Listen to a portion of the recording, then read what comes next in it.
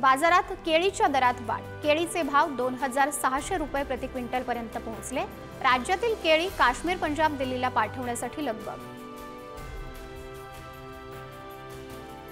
पावसाचा फटका बसल्याने राज्यातील बाजारात टोमॅटोची आवक घटली। टोमॅटोला 2500 ते 3000 रुपयांच्या दरम्यान भाव।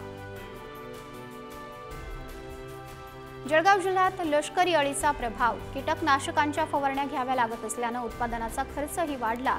शेतकरी चिंतेत। बाजारात सध्या पेरूचे दर टिकून। पेरूला सध्या सरासरी प्रति क्विंटल 3000 ते 4000 रुपयांचा भाव। राज्यातील बाजारात हिरव्या मिरचीची आवक घटल्याने दरात वाढ। हिरव्या मिरचीला प्रति क्विंटल सरासरी 5000 ते 7000 रुपयांचा भाव। खानदेशात केळी दरात सुधारणा। केळीला बाजारात 2600 रुपये प्रति क्विंटल पर्यंत भाव, तर मध्यम दर्जाच्या केळीस 1800 रुपये प्रति क्विंटलचा दर।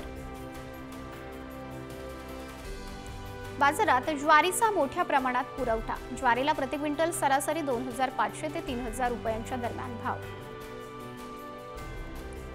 लातूरच्या औसा तालुक्यात मुसळधार पावसामुळे ऊस उत्पादक शेतकऱ्यांना दिलासा। तालुक्यात यावर्षी 10747 हेक्टरवर ऊसाची लागवड। बाजारात शेवग्याची आवक घटली। शेवग्याला 5000 ते 6000 रुपये प्रति क्विंटलच्या दरम्यान भाव। शेवग्याची बाजारातील आवक पुढील काळातही कमीच राहण्याचा अंदाज। देशातील बाजारात सोयाबीनचे भाव मंदीतच। सोयाबीनला सरासरी 4100 ते 4300 रुपये दर।